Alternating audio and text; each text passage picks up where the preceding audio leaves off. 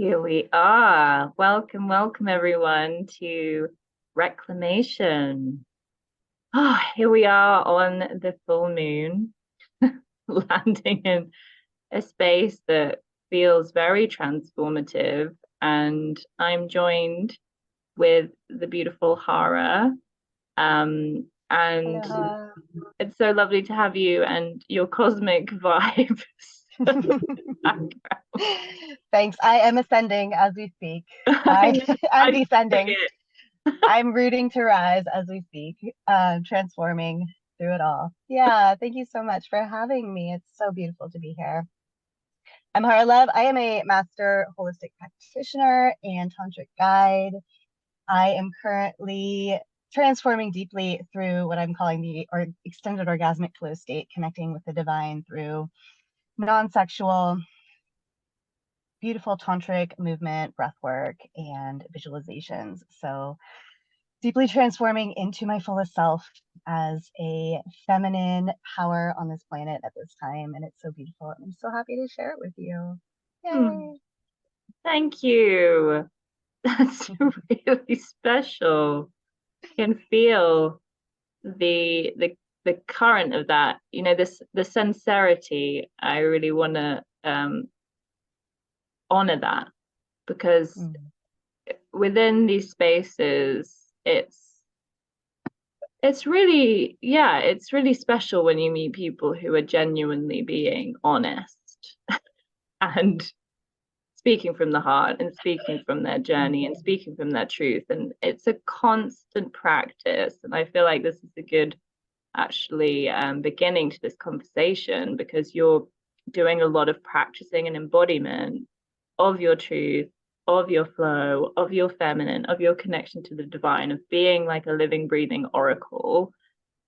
And to really kind of ask what is required of that, because I know for myself there's a lot to it. There's so many pieces that it's not just as simple as kind of surrender, which I feel is an interesting conversation in itself to how do we, let go and receive and surrender, but how do we stay active with our masculine, of course, and moving forward and like allowing the fullness to be experienced.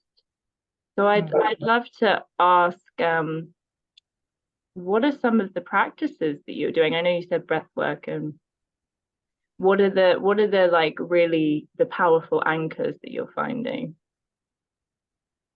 Yeah, for me, so speaking to authenticity, what I found is that keeping that as the root, keeping that as the thread that weaves through everything,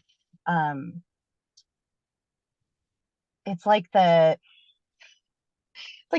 I don't know, not the quick path, but like the surest path, right, to fullest embodiment. Because if we're not hiding from ourselves, then we can fill up with that fullness, with our truth. And it's like this beautiful, I call it the upward pleasure spiral, right? We climb on, we do the things that are authentically enlivening to us, bring us deepest pleasure, bring us our awareness of our fullness and our truth. And shifting into that for me was a really long journey. I'm 44 this year, and just in the last few years felt like I really started to get it, right? Like it took me, I was like floating around for so long, like wanting to feel this power, wanting to feel this purpose and this deep aligned pleasure. But how do we do it, right? Like no one's really like to just surrender, right? Like you said, like how do we surrender? How do we do that in a way that's effective? For me, the path that I've chosen and that has been the most aligned and the most effective has been this tantric path of becoming a clear channel, like creating a clear channel to the divine and just letting that be the surrender. My practice is consistently on a day-to-day, moment-to-moment, often basis, creating myself, cultivating my being, my body as a vessel and a channel for that divine. And yeah, breath work is an important part of that. And we can do a quick breath work. I feel like grounding it actually would be so beautiful right now. Yes, we just kind of jumped right in. So what I tend to do as like the first thing I do when I wake up in the morning and what I constantly return back to is just sighing, right? Like just this luxurious sigh of where we can release this tension we're holding on to. And it can be so deep, right? We can just sigh deep into our core, deep into our womb, and sigh around our heart and just let go of all those things that we're holding on to, all those things that are blocking us from being present with our body. So just in through the nose, out through the mouth, let it sink in everywhere. And that's the first thing I do myself and with clients. Anytime we are returning back to this space of coming back to our body and embodying that clarity and that just holding the shape for the divine, we have to have space in our vessel. So we release that tension, we release any inflammation, we release things that don't serve. So you can visualize as you're sighing out, just all that stuff moving out, anything that doesn't serve your highest evolution as an embodiment of the divine. So it can be really simple, right? To get started, it's just releasing, sighing, letting go. And then you take it, as far as you want. I tend to weave in. I created a practice, and it's one of those things where it's like it's a divine download, and I struggle with it because it's like I don't want to call it that. No, that's its name. Yeah. But its name, its name is mood, and I love that. Like, get in the mood.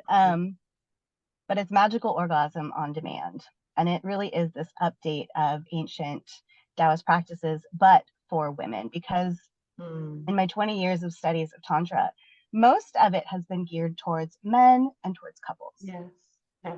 And the feminine practices that I found were quite obscure, not really clear. A lot of them were centered around like drawing power from men, which I was like, oh no, I'm good. I don't need that. Like, yeah, right. So my goal then came to be, how can I create a sovereign state that allows me to connect to the divine? How can I be in my deepest feminine? Really embodying like this empress goddess energy, without needing a partner, without needing someone to like draw from. I didn't want that, and I didn't have that. So then it became a matter of shifting from authenticity into this state of like complete energetic sovereignty using these practices.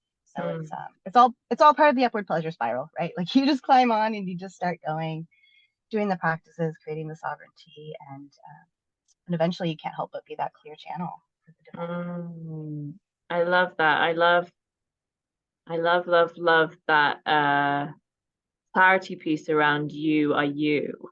I feel like that is very important with anything that's related to sex, actually, and what that really means for us in relationship to ourselves.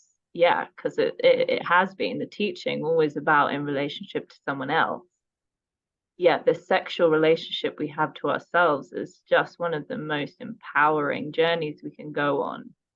And to actually embody the deeper root of ourselves as women as well. For me, the womb and the root have actually been the most liberating, freeing spaces within my body. My heart has also opened because of that even more, the capacity that I have for my heart, because I've been, working with my womb and really cleared personally like a lot of trauma, because that's been my journey, sexual trauma and just storing a lot within the womb, which is what we do as women. And when we turn on our womb, it's like this whole wave of availability for ourselves to feel like we're at the center of our lives. So I really love that you're sharing that is what your journey has been, and that is also 100% a path. that is a path. And if that is the path that's calling you, then know that it is available to you. Yeah. And it's, to be honest, I don't think most people even know that like that exists, right? Exactly. That's why I feel so so ingrained in us. important. Yeah. Yes. Yeah, it is. It is. And what I think there's a lot of misconceptions around sovereignty that I'm encountering, where people are like, oh, like you just want to colonize, or you just want to like, you know, like have the world be all about you. Mm. But it's not that. It's about consolidating our energy. It's about like reclaiming Mm-hmm. all of our energy, all of our power, all of our fullness, and centering it within our womb, within our heart, within our energy field, connected to the divine.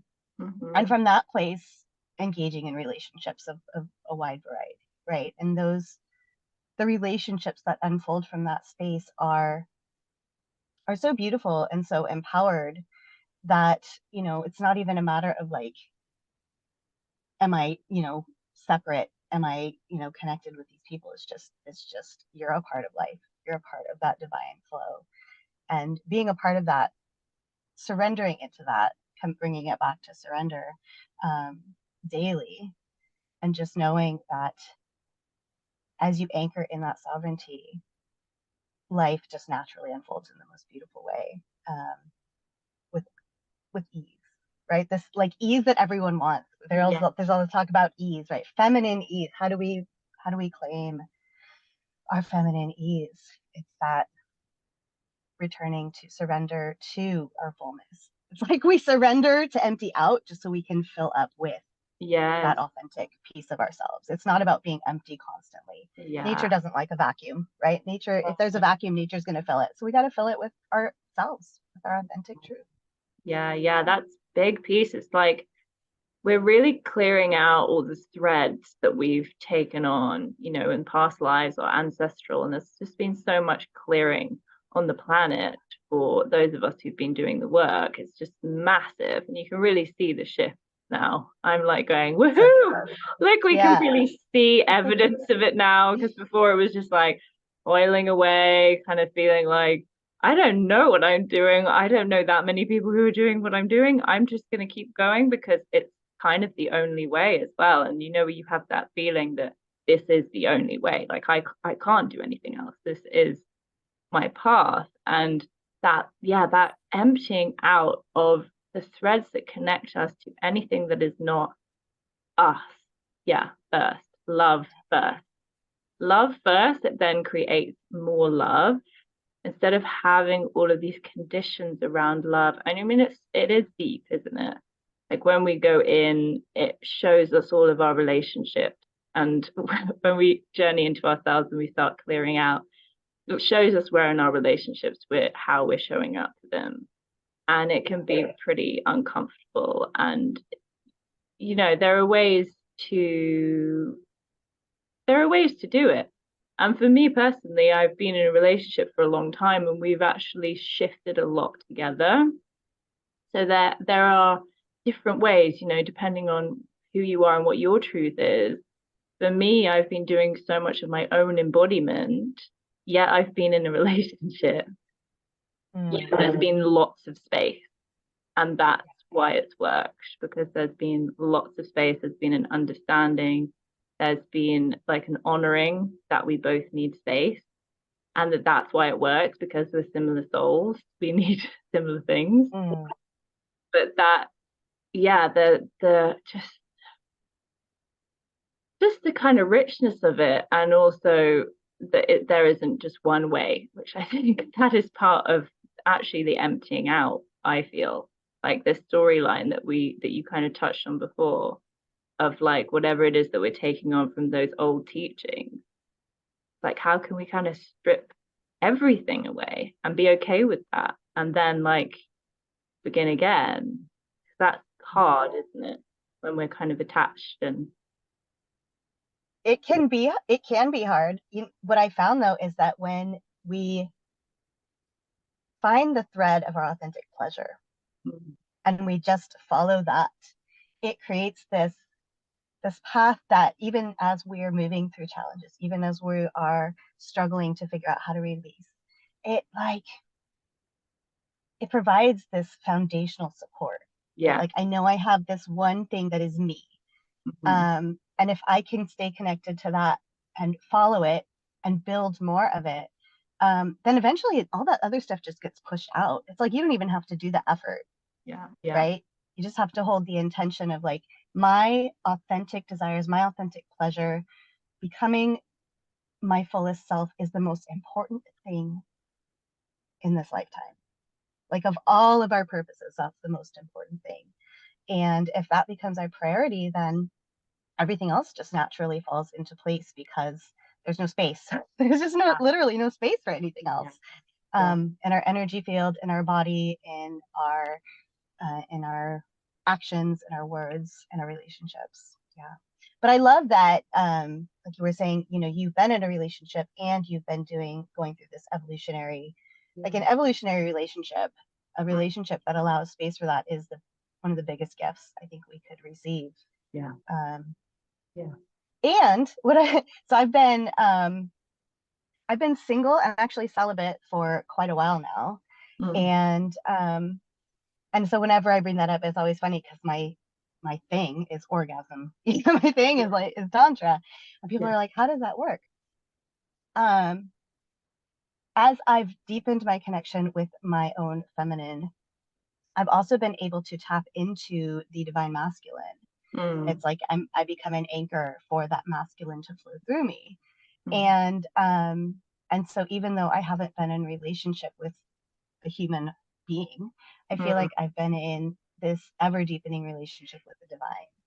And like literally I feel a masculine presence always around me, and I can call on it whenever I need. And that's been the sweetest thing, because within that sovereign state where I'm like, yes, I know who I am. I don't want a relationship right now. I'm so ecstatically single. And yet I want to feel penetrated. I want to feel that deep intimacy. And so that's been my goal, is how do I experience that in this sovereign solo state? And it's great. It works. I love it. I'm so blessed, so grateful for it. Because, where ordinarily I would maybe jump into a relationship that wasn't fully aligned, just to experience some of that, like that taste of sweetness. Now I don't need to. Now I can just wait for my being, my person, to magnetize to me without being needy or distracting from my authentic pleasure practices. And that requires a lot of self-love. Like deep, like not like self-love just having like baths. It's like a real sense of like, I have got you and I am going to be here still. Like, I am staying with myself. I know that something for me that I've journeyed with a lot is self-abandonment.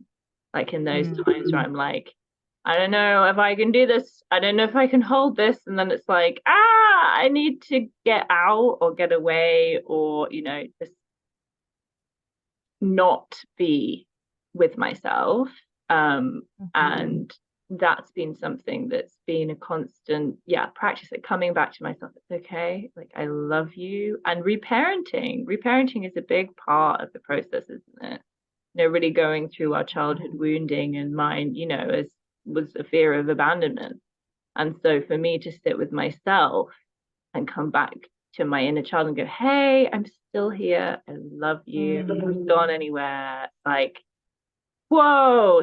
That was one of the biggest pieces for me, and that continues to be whenever that comes up. I'm like, I'm here, I'm still here. And that's like, wow. Yeah, we have to really, so I think of it as kind of a gradation of self-love, right? Like when we first start out, it can be challenging to really feel like we love ourselves to that extent, right? So what I did when I first started out was I honored my body as a temple for the goddess. Made it really easy, right? It was a dissociative enough that I was like, okay, I'm taking care of someone else. It's easier to take care of something or someone else, or for someone else. And as I deepened into that, I felt, okay, I'm good with self-honoring. Now I can learn to like myself, right? Maybe I didn't even like all of myself for a long time. And once I really like who I am, then I can start working on loving myself. And once I love myself, I can actually start worshiping myself. I can actually start like really worshiping myself as an embodiment of the divine. And that, I mean, you can't just jump into that, right? Like that, it takes time. But yeah, it's like, you know, the self-care, it has to be done inside and out. Like you said, it has to be, we have to embrace all of our archetypes, all of our feminine archetypes, us as child, us as mother, whether we're physically a mother in this lifetime or not, us as, you know, warrioress and rebel, us as queen, us as like all of these pieces, integrating them into one. Just making that choice is so empowering, because like it doesn't limit us. We need to, as women, we are limitless if we allow ourselves to be, if we reclaim our power. And if enough women do that, oh my goodness, I'm so excited. Like my big vision is for enough women to be empowered in their own orgasmic being, that we can draw down heaven on earth, that we can really anchor in this like sense of like everybody's just living in bliss, living their life purpose, supporting each other in our journey. And I don't know, I think we could do it in this lifetime if enough of us just like reclaimed it, chose to do it, and supported each other in it. I mean, there is so much that has changed just within like since 2020 when COVID hit. Like that felt like that was a huge wake-up call. It was for me. It was like, right, go. And I'm like, okay, I'm going.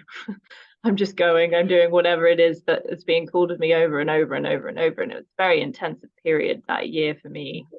And yeah, I feel like we have done a lot. And if more women listen to themselves, I feel like listening is absolutely like the most beautiful thing for ourselves, is to give ourselves space to listen and receive what is already there, because we already have it. We already have the knowing. We already have the deep wisdom. We already, you know, feel as well what we need to do. It's just a question of, are we listening deep enough? And that's something I just love, like reminding people, is listen in that quiet void space of connection with your body, with the mother, with the divine.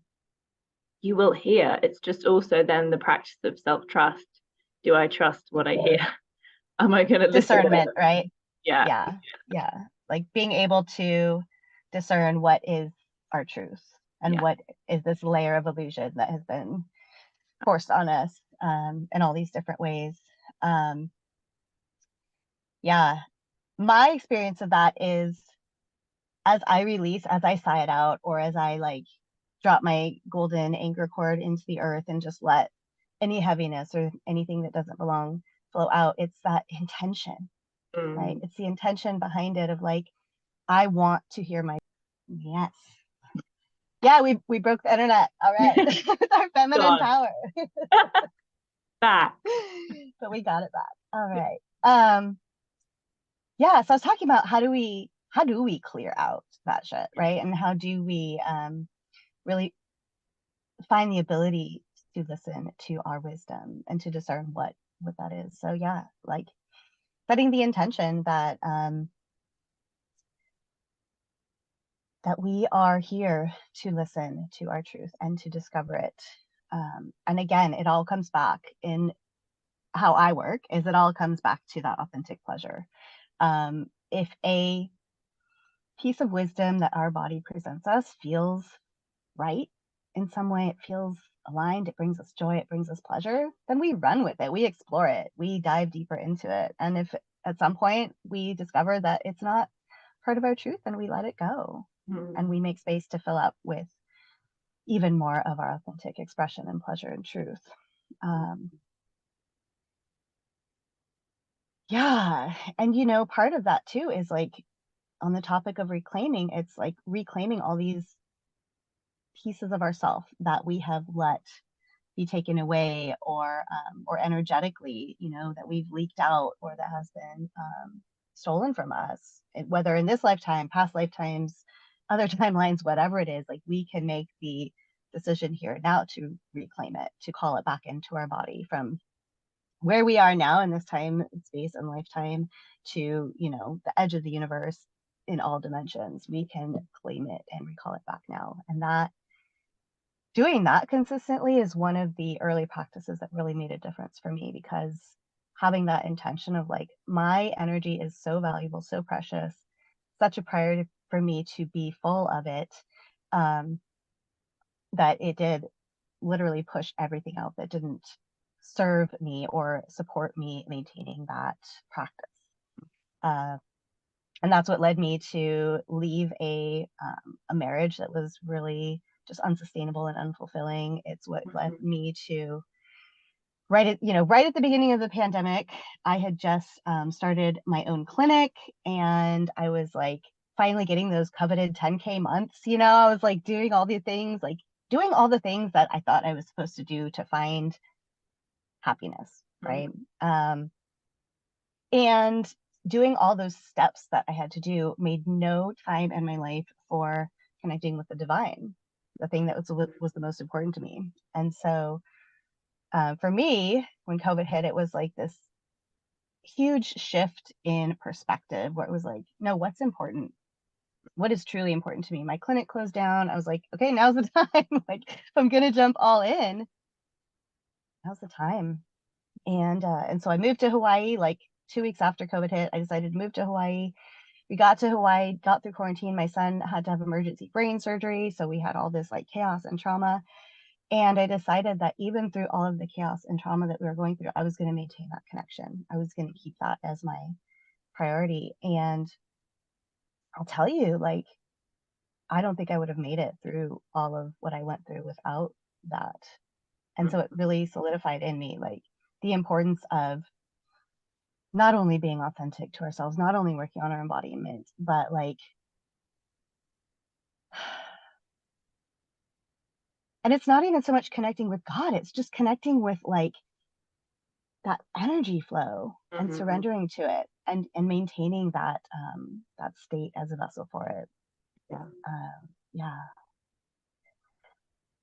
That's powerful. Have just like upping and leaving at the beginning of the pandemic, and wow. Yeah, Where were you it was really before? intense. We were in Portland, Oregon, and like right at the beginning of the pandemic, my marriage was kind of struggling, and then all the stress of everything just like, I took a nosedive to the point where like I didn't know if I was going to make it. I didn't know if I was going to make it through all of the stress and emotional trauma that was happening. And I feel like I'm just now coming out of it. Like, my nervous system is just now like, okay, I'm regulated again. I'm feeling secure. And yeah, like moving to a new place where I knew people, but I wasn't integrated, and being a single mom for the first time in a long time. And then, like, yeah, all the stuff that went along with that. And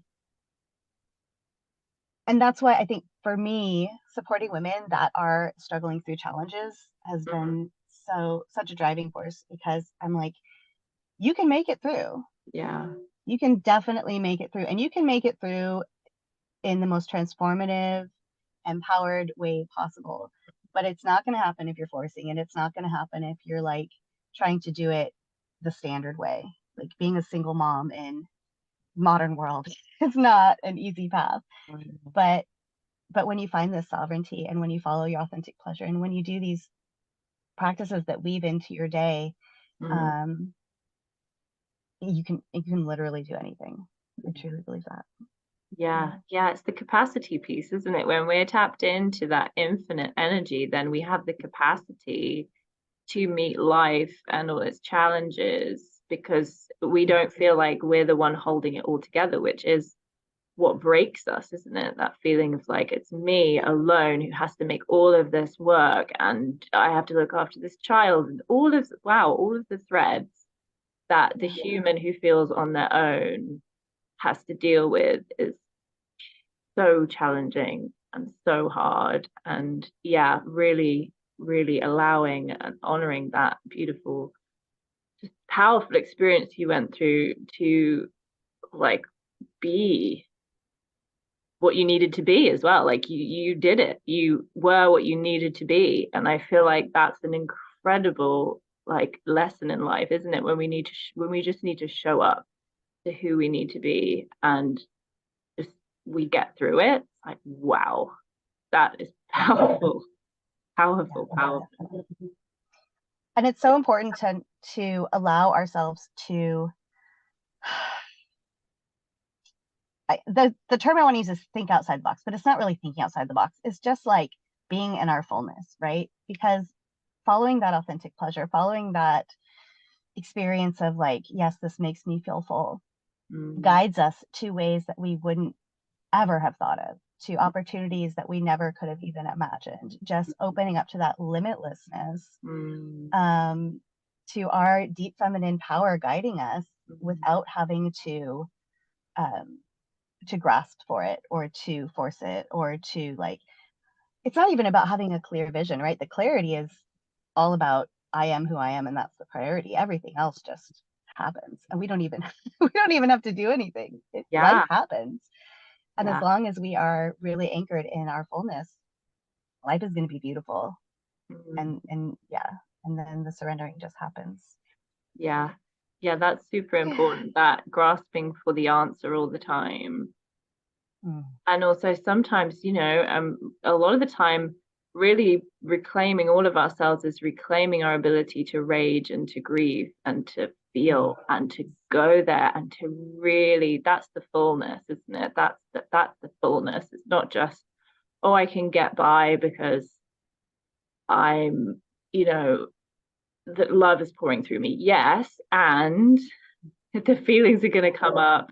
Yes, you know, you're going to meet deeper parts of yourself, which are going to be so empowering. I know for me, reclaiming rage and grief just opened up a well of, again, capacity that I really didn't think I had, because I was always pushing it down, or I thought I didn't have the capacity for it. But when following what my body is needing to do in expression, you know, my body just needs to roll around, needs to scream, it needs to rage, it needs to do the thing, that then creates more space. Whereas if we're like struggling with it and pretending like it's not happening, or it's just, you know, feeling like too much, that can just, it can be a cycle, can't it, of pushing away the thing that we need to feel so we can feel more capacity for it.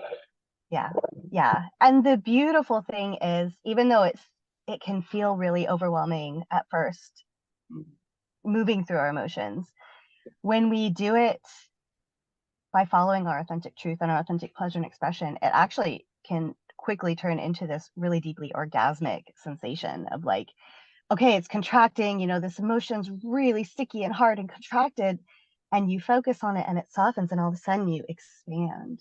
And then you move into another contraction, and it becomes this orgasmic rhythm of life that propels us forward in this really beautiful way, to the point where the emotions that we feel, not only like the emotional waves become less intense, but we begin to enjoy maybe even the intensity of it, you know, like the intensity that feels aligned with us. Like it's like wringing a sponge out, you know, we gotta like, oh, it feels so good to like move those stagnant fluids out so that we can soak up all this juice into the sponge of our being. It's really beautiful. And like you said, like, you know, just using movement, using breath work, using all of these pieces, doing it with other women, especially. I know that you just did a ceremonial thing, right, with the womb and the voice. Yes, like that's actually coming after this. Oh, it's coming up. Oh, okay. Beautiful. It's coming up. We're like, right, the energy is like right on it. Lovely. Yeah. But yeah, so just gathering. Oh yeah. Love it. That's like, that's been the biggest piece actually for me, because it's the feeling that we're not alone, again, that our human nature craves. We crave that primarily, to feel like we're together in some way, even though we're not, going through exactly the same thing. We have threads of similarity where it's like, oh wow, I have felt that before, I feel that now, and oh my gosh, I feel so seen. It's about being seen, isn't it? Like, I see you, I see me, we see each other, and that also opens up more capacity for more life, and to really be able to, be in it, and be in it together. Yeah, it's really, really special. Really special. Yeah, when we can deeply honor not only our own but each other's fullness, and like, even if it's not completely resonant, just honoring that we are going through it. We're making the decision, we're making the choice, we're reclaiming it. And when we do that, it magnetizes the people that are also doing it. Yeah. Right? We can't help it. It happens naturally. It's this beautiful process, and it's so fun. Like, life can be fun, life can be enjoyable. Life doesn't have to be this like hard thing you slog through. If you make the choice. We make that intention. Yeah. It's true. I feel like that's a beautiful ending, an inquiry to, more of you, like, where can you just open a bit more, or where are you feeling drawn for more capacity, and to know that you can really do it, know that it is available to you, that it is there, and you are capable. I feel like that's such a big one that I have said to myself over the years, like, I am capable of this. I am capable of this. Yeah. We're capable of so much. We're so powerful. We just got to restore the nervous system, prepare the body, and make the decision to really reconnect with our fullness. And it can't help but happen. And again, making that decision. Yeah.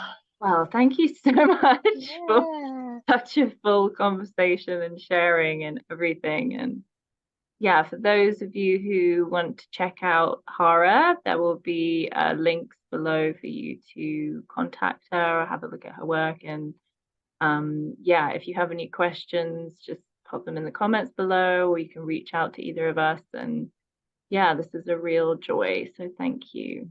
Yeah, thank you. Yeah, I want to encourage people to connect. I've got so many juicy things going on. I'm making lots of really affordable access to modern Tantra for women. So I've got all kinds of juicy things. Yum. So check out my it's gonna be so fun. I've got donation-based classes. I've got $1 a day tantric drip. I've got all kinds of just really juicy things for you to explore. So let me know, comment below, and I'll message it all to you, or you can find me or just follow me, whatever you want to do. But yeah, let's co-create the bliss. Let's co-create orgasmic bliss, heaven on earth, make it all happen together. Yay. Love that. Yes. All the affordability, that feels so good. I guess, yes, go check it out. Yes. Yes. Thank you so much for having me, dear one. I look forward to talking with you more soon. Yes. Lots of love. Full moon blessings. Yes. Call them in. Bye.